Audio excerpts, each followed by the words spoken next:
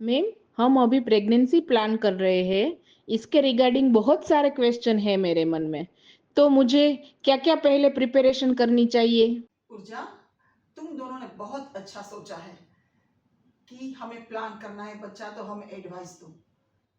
आज के ज़माने में तुम्हारी जो उम्र है 26, कैरियर के ज़माना है, लेट मैरिज का एरा है, तो उसमें 26 साल की जो तुम्हारी उम्र है ठीक है गर्भाधान के लिए।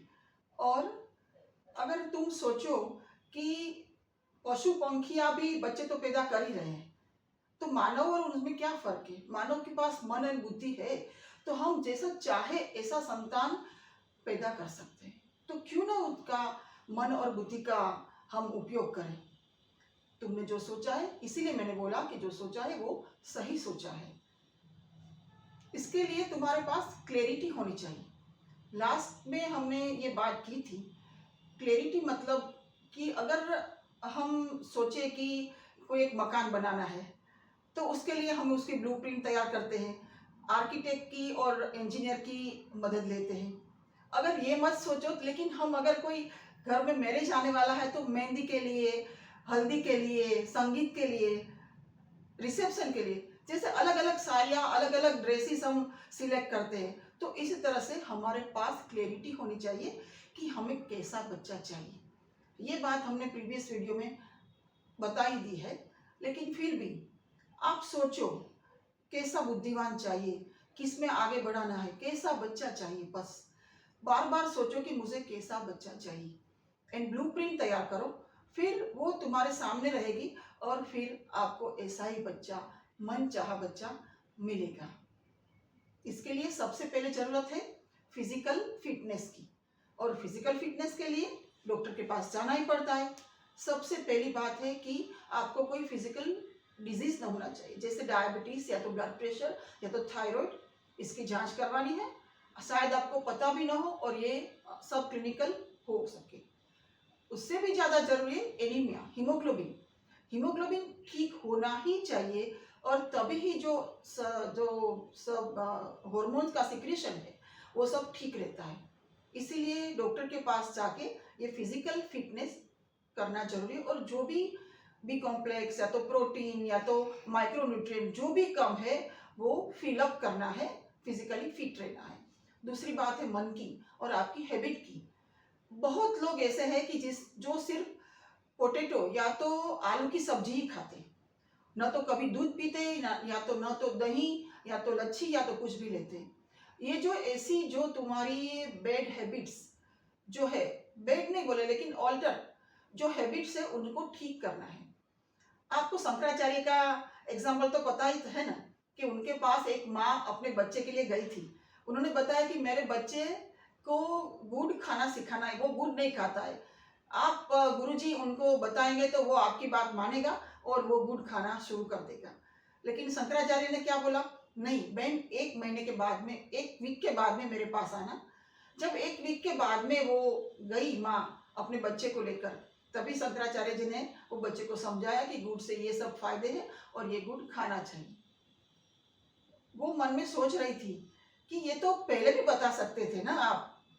तभी शंकराचार्य ने बोला कि मैं आपकी बात समझ गया हूँ, लेकिन मैं पहले गुड़ नहीं खाता था, और अभी मैंने ये 1 वीक मैंने भी गुड़ खाना शुरू कर दिया, और फिर मैं अगर तुम्हें बताऊं कि ये खाना है, तो फिर तुम्हारे बच्चे पर ये इफेक्ट होता है कि ये गुड़ खाना जरूरी है। अगर मैं नहीं खाता हूँ, या तो ये माँ और पिता जो अपने में ये बात नहीं है, तो फिर अपने बच्चे में कैसे आएगी। इसीलिए फिजिकली, मेंटली आपको पूरा फिट होना है।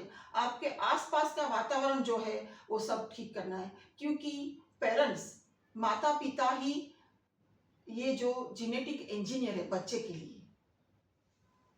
ऊर्जा, बीइंग ए आयुर्वेद डॉक्टर, तुम तो जानती ही हो कि पेरेंट्स मीन्स माता और पिता में से जो बीज एंड वीर्य में से जो स्पर्म, ओवम एंड स्पर्म जो आते हैं, उससे बच्चा का जनरेशन जनरेट होता है।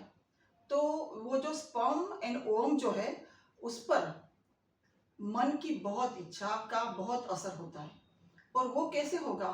प्राणायाम, ध्यान, उससे ध्यान, मेडिटेशन या तो ध्यान जो है वो हर रोज करना ही चाहिए। अगर किसी को ये ध्यान के बारे में पता ना हो तो क्या करना है, जो भी जिसको भी आप मानते हो, जो भी गुरु है या तो जो भी मूर्ति है, जो भी है, अपने सामने रखकर या तो उनका जाप कर सकते हो या तो उसके सामने टिक टिक्का लगाकर बैठकर देख सकते हो। उससे भी आपका जो भी है, जो मन की पवित्रता और ये जो शांति स्थिरता आती है। फिर आसन एंड प्राणायाम, अलग अलग प्राणायाम है, अनुलोम विलोम है और ओमकार। उसकी वजह से जो सिक्रीशन होते हैं, जो स्त्राव होते हैं, जो हार्मोन का सिक्रीशन, वो सब सही होता है, मन शांत होता है, इतनी ही एनर्जी मिलती है और प्राणवायु मिलता है, ऑक्सीजन मिलता है। ये सबसे जो नकारात्मक थिंग्स है वो शरीर में से निकल जाती है, मन में से भी निकल जाती है और शरीर में से भी ये सब निकल जाता है। ये दोनों चीज़ बहुत जरूरी है, अच्छे से अच्छा बीज और अच्छे से अच्छा स्पर्म का मिलन के लिए। क्योंकि जब बोते हैं, जिस तरह से खेड होती है, तो अच्छा बीज अगर आएगा तो ही वो उसमें से अच्छा वृक्ष बनेगा। फिर आई बात ऋतु की। वसंत ऋतु जो है, चैत्र माह महीने में, वो वसंत ऋतु खुशनुमा ऋतु है और उसी में ही अच्छे से अच्छा बच्चा, अच्छे से अच्छा गर्भाधान हो सकता है। ऋतु के साथ में बात आती है टाइम की। ब्रह्म मुहूर्त, जो सुबह 4 बजे के आसपास का जो मुहूर्त है, ब्रह्म मुहूर्त, वो सबके लिए, ध्यान के लिए, प्राणायाम के लिए, कुछ अच्छा सोचने के लिए, सबके लिए वो अच्छा टाइम है। और ये टाइम पर जब इंटरकोर्स किया जाए और जब बच्चा ठहर जाए तो अच्छे से अच्छा गुणवान बच्चा आता है, जिसका कैलोरी या तो जिसका एनर्जी लेवल अच्छा रहता है। ये बात है। जो ग्रहण का टाइम हो या तो अमास का टाइम हो, इस टाइम पर इंटरकोर्स नहीं करना चाहिए। ये सब बात आ गई। अब हम नजदीक से नजदीक आते जा रहे हैं। अब आई बात इंटरकोर्स की। जब इंटरकोर्स हो गर्भाधान के लिए, तभी हस्बैंड एंड वाइफ दोनों के बीच में बहुत प्यार होना चाहिए। सिर्फ प्यार की बात नहीं है, प्यार एक दोनों के प्रति श्रद्धा एंड आदर होना चाहिए, वो बहुत जरूरी है। आपको कुंती और गांधारी की बात तो मालूम ही है कि गांधारी के बच्चे कैसे हुए और कुंती के बच्चे कैसे हुए। कुंती ने आह्वान किया था सभी सूर्य वगैरह सब देवताओं का, और गांधारी के मन में क्या था, इनसिक्योरिटी थी कि ये हस्बैंड मेरा अंध है, क्या होगा। ये तभी जो आपके मनोभाव है हस्बैंड एंड वाइफ के, वो बहुत डिपेंड करता है कि बच्चा कैसा आएगा, और तभी ही उसकी पूरी की पूरी जाति और पूरा का पूरा उनका जो लाइफ है, उनकी जो प्रकृति है, वो डिसाइड हो जाती है। तो तभी बहुत खुशनुमा रहना चाहिए। Now you are ready, so get ready. मैंने तो ये सब ड्रॉप्स ही दिए हैं, बाकी तो गागर में सागर अभी पूरा बाकी है। वो सब तुम्हें बताना है, सिखाना है, उसके लिए हमारे पास आना पड़ेगा।